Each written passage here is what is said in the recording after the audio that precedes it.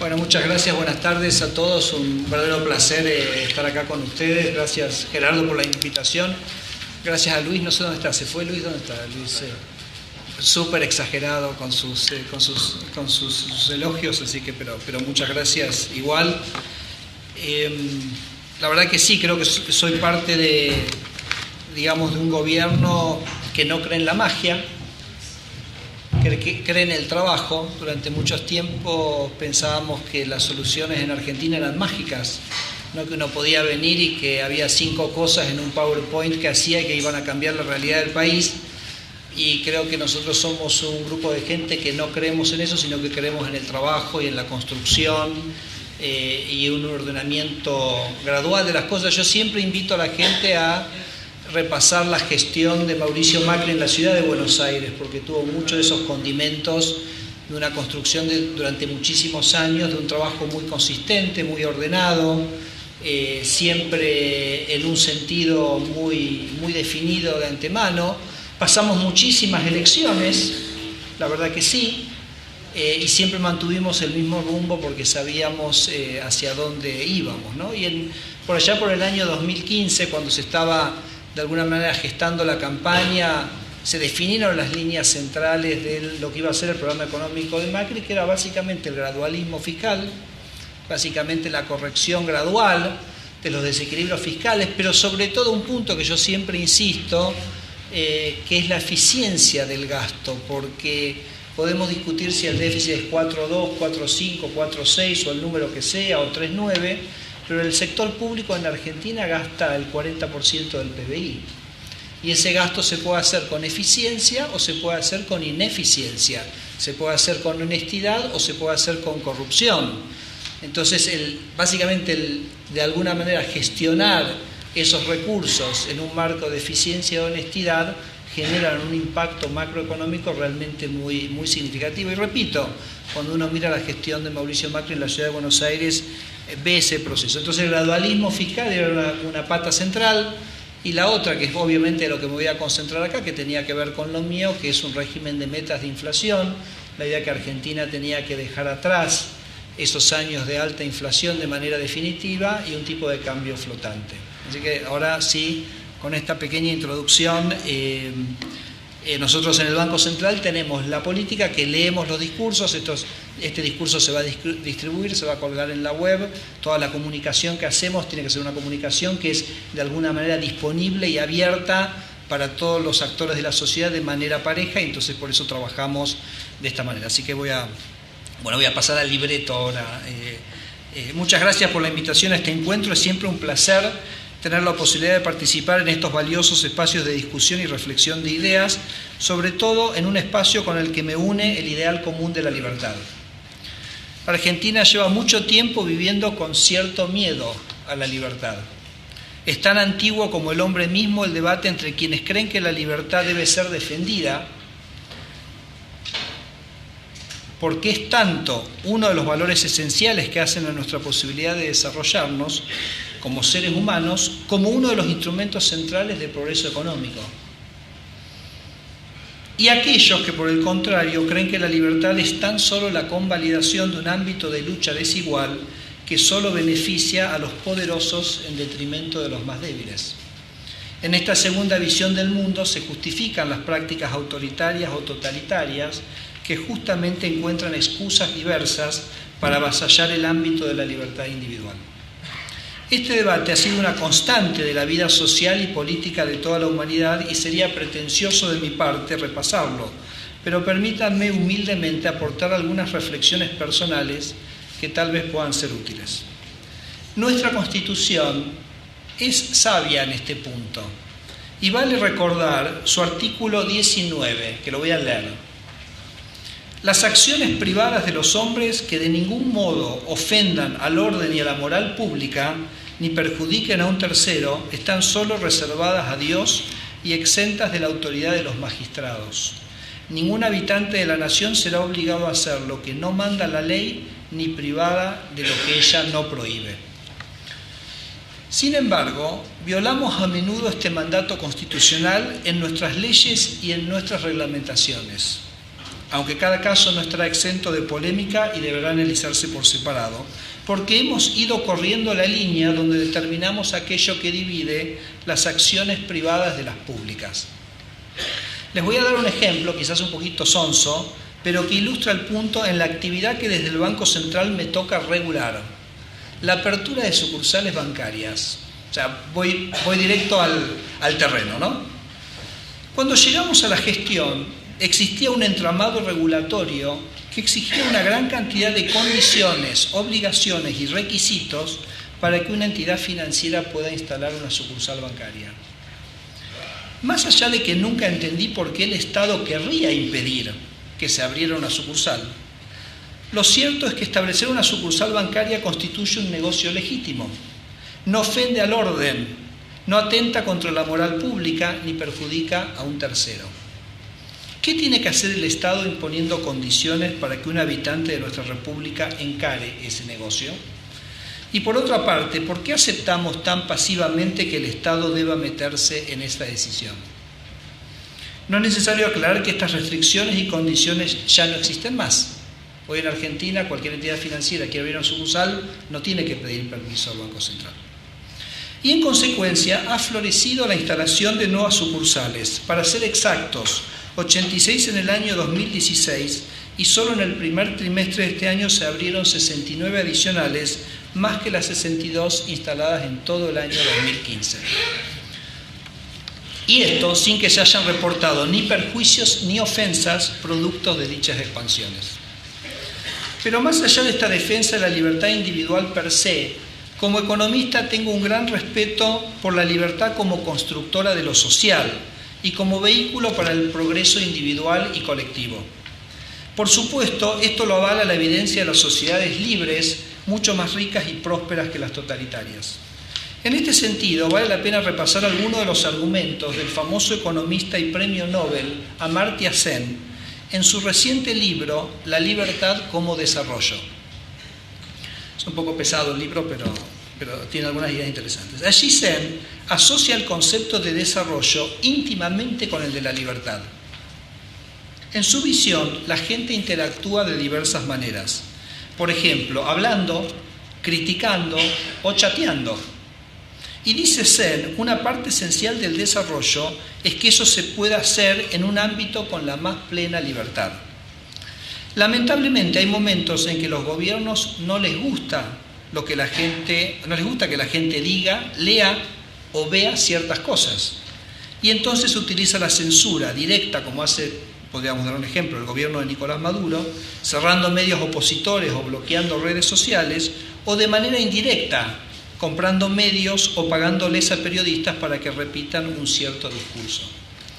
Pero como sabemos, es muy difícil hacer que la gente no diga, no lea o no vea lo que efectivamente quiere decir, quiere leer o quiere ver. Recuerdo en mi caso, en el Colegio Nacional de La Plata, donde hice mi secundario entre los años 78 y 83, cuando el bibliotecario me pasaba por debajo del mostrador el libro La rebelión de las masas, de Ortega y Gasset, y me decía con picardía, mirá che que este está prohibido, no me lo vayas a perder. Pero allá me iba yo a leer el libro, además de libre, feliz. De la misma manera, dice Sen, así como la gente conversa, critica y chatea, y esa libertad de conversar, criticar y chatear es parte esencial de la libertad y del desarrollo, la gente también transacciona, compra, vende, negocia, ofrece servicios o los demanda. Y que esto se pueda hacer en un contexto de libertad también es, dice, una parte central de la agenda de libertad y desarrollo de cualquier sociedad. Y es esta libertad la que hace que cada individuo esté focalizado en pensar en cómo ofrecerle a sus conciudadanos algo que les sirva, que les interese, incluso que los motive a comprarlo. A partir de estos incentivos se producen las fuerzas en la sociedad que impulsan el progreso. Termina diciendo Sen que antes de evaluar si los mercados funcionan bien o no, si sirven para estimular el crecimiento o no, hay una dimensión de libertad individual que no puede ser puesta en juego. Porque sin libertad no hay desarrollo posible, justamente porque la libertad es un componente esencial del progreso y de la sociedad que queremos construir. En Argentina, la Fundación Libertad es una de las instituciones que mejor y más persistentemente ha argumentado estas ideas. Con esto no quiero decir que jamás se presenten motivos que justifiquen la intervención estatal, ya que, por ejemplo, un mercado poco competitivo necesita de intervenciones inteligentes para promover la competencia. Pero si no comprendemos bien por qué se requiere la intervención, entramos en un proceso de sobreregulación que puede acotar innecesariamente los márgenes de libertad. Quizás un ejemplo dramático que vivimos fue la del llamado cepo cambiario, que absorbió inútilmente las energías de nuestra sociedad durante 4 largos años y que a su vez se convirtió en un gran generador de inequidades, corrupción y privilegios. Llevó al Estado, y en esto al Banco Central le correspondió una parte importante, a la producción de un entramado de regulaciones, trabas, sumarios y persecuciones, de las cuales no hay nada para enorgullecerse. Por eso quizás uno de los momentos más preciados que tenemos en nuestra gestión es recordar esa madrugada del 17 de diciembre del 2015, donde decidimos dar por tierra de un plumazo con todo ese entramado, donde decidimos restablecer el imperio de la libertad para que los argentinos tuvieran la potestad de elegir la moneda que prefieran, transaccionar como quisieran hacerlo y ahorrar como quisieran. Disculpen esta larga introducción, pero me pareció apropiada en el contexto de esta invitación con la que me honra la Fundación Libertad. Hoy por ello quiero hablarles sobre la relación, hoy por ello quiero hablarles sobre la relación entre inflación y libertad. La relación entre inflación y libertad. O mejor dicho, sobre cómo la alta inflación con la que ha convivido nuestro país ha sido un impedimento central para la consecución tanto de la libertad como del desarrollo. Por esto en el Banco Central nos apasionamos tanto en nuestra lucha contra este flagelo, el cual tenemos la certeza que lograremos combatir. Para empezar, un breve cuadro de situación sobre cómo vemos la coyuntura actual y esperada de la inflación, para luego pasar al tema central sobre el que me enfocaré. ¿Qué cambios se producirán en la vida cotidiana de los argentinos a medida que avancemos en el proceso de desinflación que se está consolidando? Verán que muchas cosas que hoy consideramos rutinarias dejarán de serlo a medida que avancemos en el camino hacia el 5% de inflación anual en el año 2019 que estamos empezando a transitar. Una vez superados los 3 meses que habíamos anticipado serían más delicados en materia inflacionaria en este año, que fueron febrero, marzo y abril, ya en mayo la evolución de los precios retomó el sendero descendente que habían mostrado en la segunda mitad del año anterior, y con una variación mensual que fue del 1,3 en mayo y que redundó en una inflación interanual del 24%. Este valor representa una drástica reducción respecto a los niveles en los que culminó el año pasado, pero irá decreciendo aún más en los meses venideros y estará en un rango de en torno al 21-22% anual en julio. Esos serán los niveles de inflación más bajos desde el año 2009. Llegado a esta instancia, debemos consolidar este proceso hasta que Argentina finalmente consiga alcanzar cifras similares a las de la región para el año 2019. El proceso de desinflación se ha producido también y de manera más pronunciada en el segmento de precios mayoristas. Para el mes de mayo, la variación interanual de los mismos ya se ubicaba en un 15%.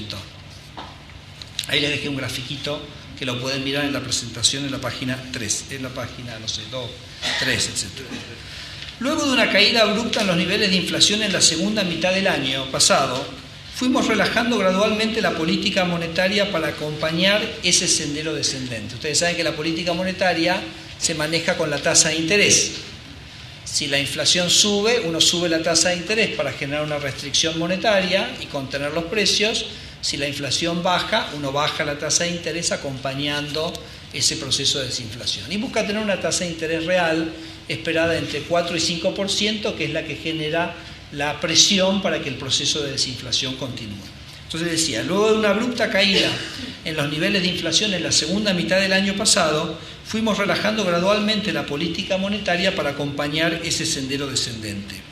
Este proceso continuó hasta febrero de este año, en el cual nos dimos cuenta que ese relajamiento había sido quizás excesivo. como lo atestigua justamente el aumento en los niveles de inflación del trimestre febrero-abril, lo cual nos obligó a corregir en los meses subsiguientes.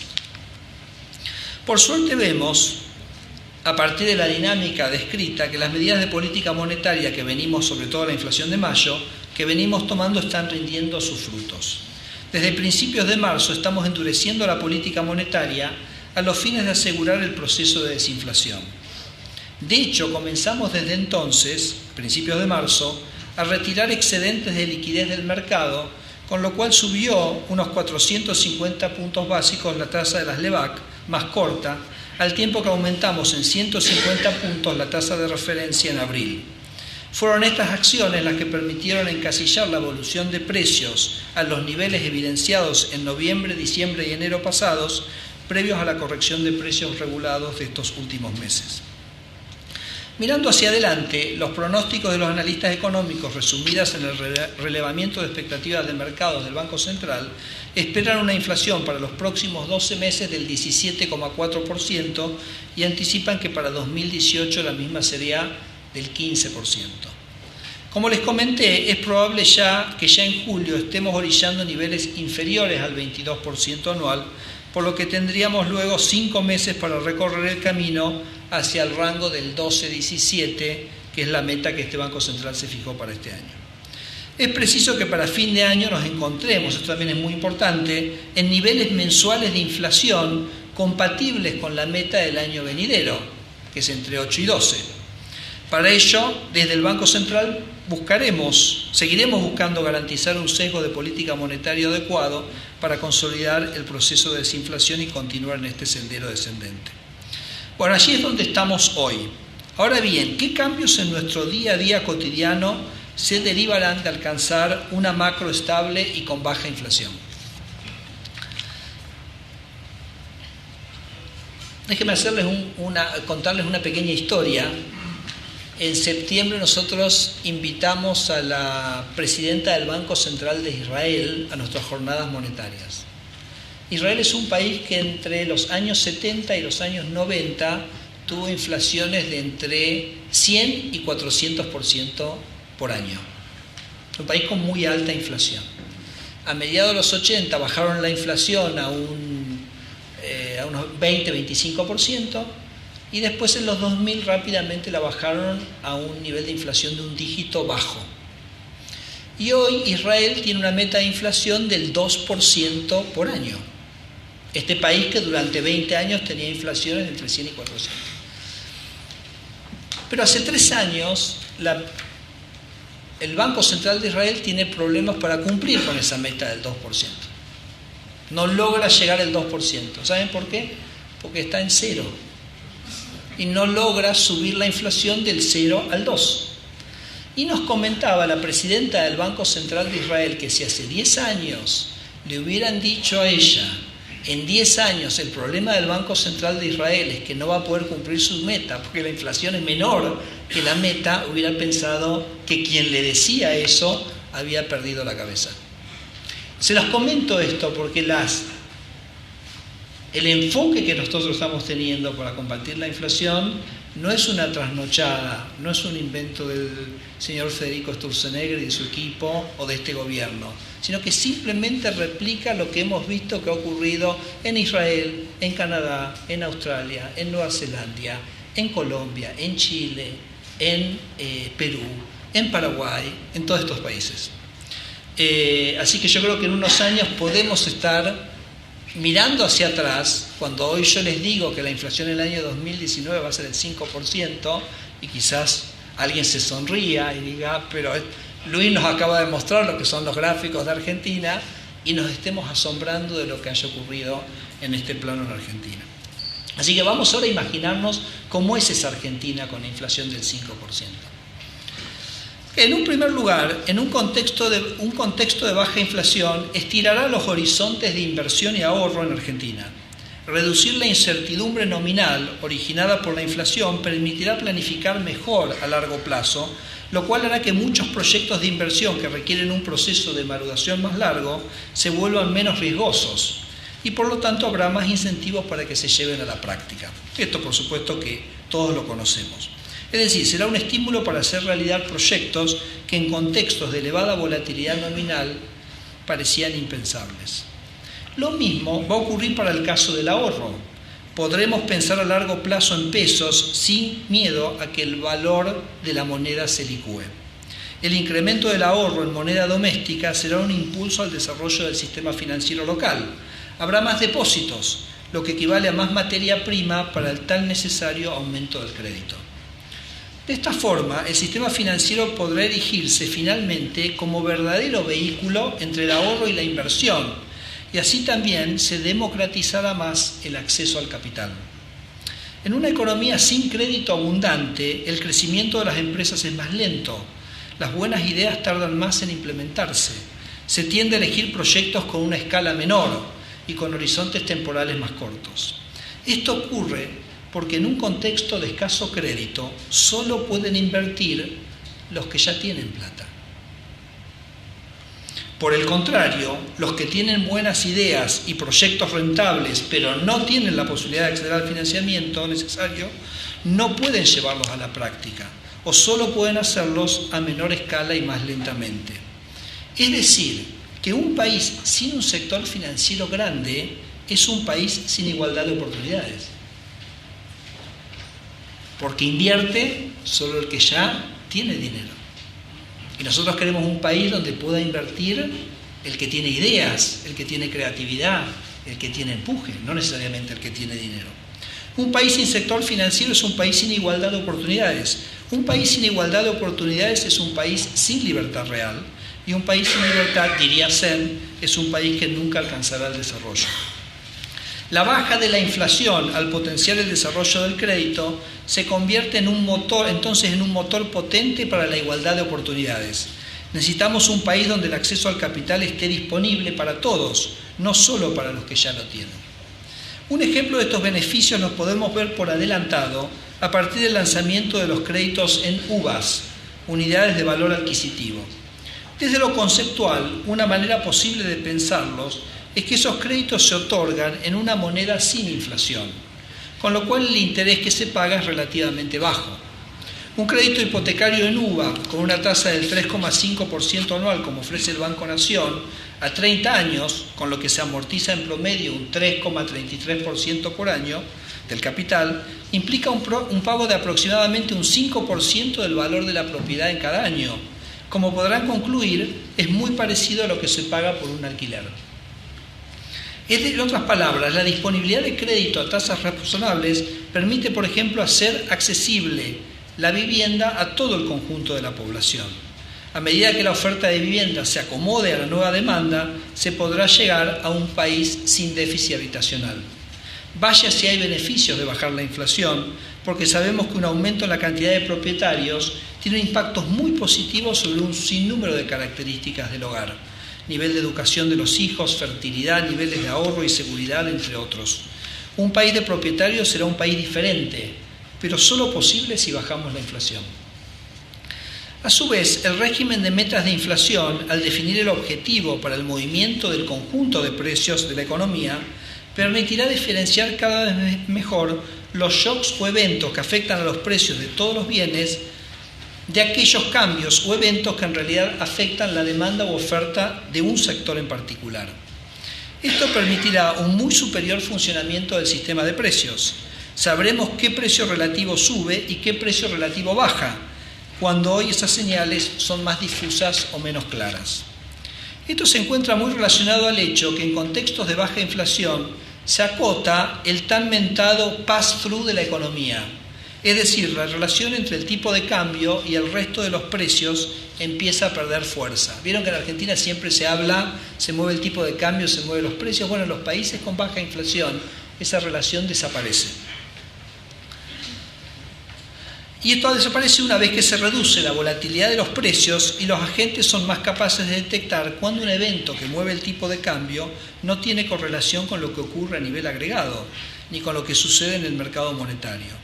En resumen, empiezan a volverse menos traumáticas para toda la estructura económica los movimientos del tipo de cambio nominal y permite que el tipo de cambio real responda mejor ante las fluctuaciones de diferente naturaleza.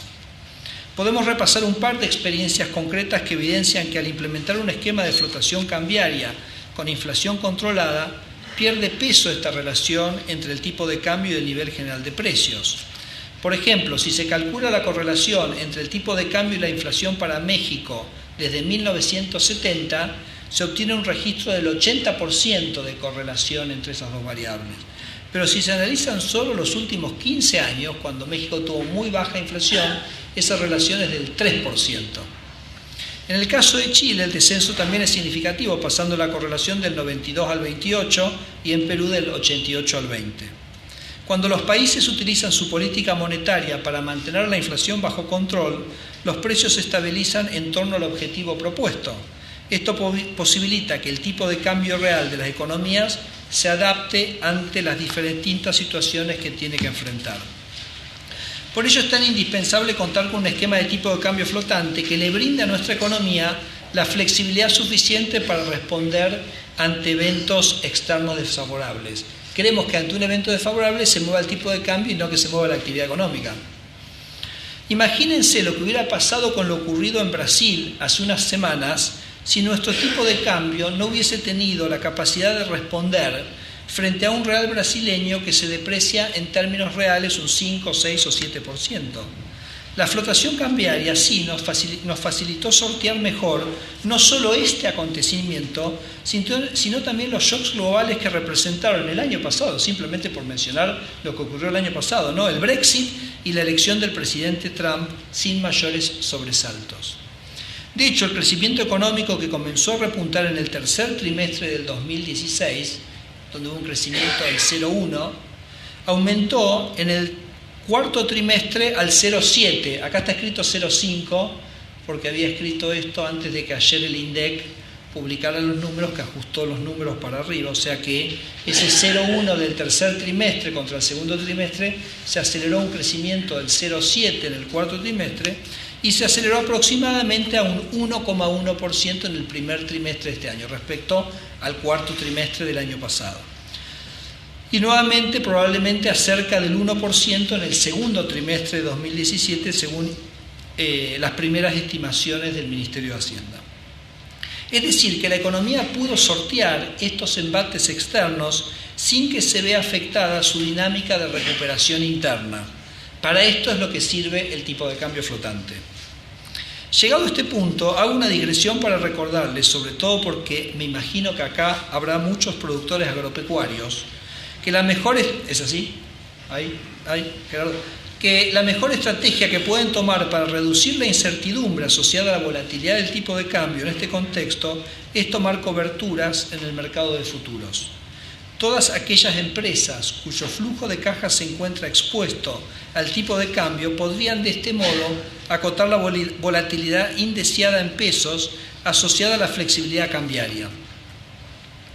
Simultáneamente, dado que la devaluación esperada en el mercado de futuros está arbitrada con la tasa de interés en pesos, disculpen si esto es un poquitito técnico, y en vistas de que el Banco Central buscará garantizar una tasa de interés real positiva, tomar una cobertura en el mercado de futuros puede implicar un retorno real positivo adicional para el flujo de caja de ese negocio, de ese exportador.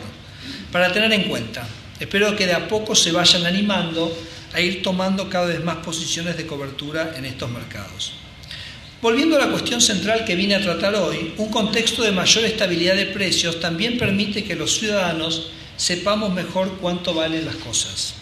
La inflación provoca un aumento marcado en la variabilidad de los precios relativos, con lo que se destruye el poder informativo de los mismos.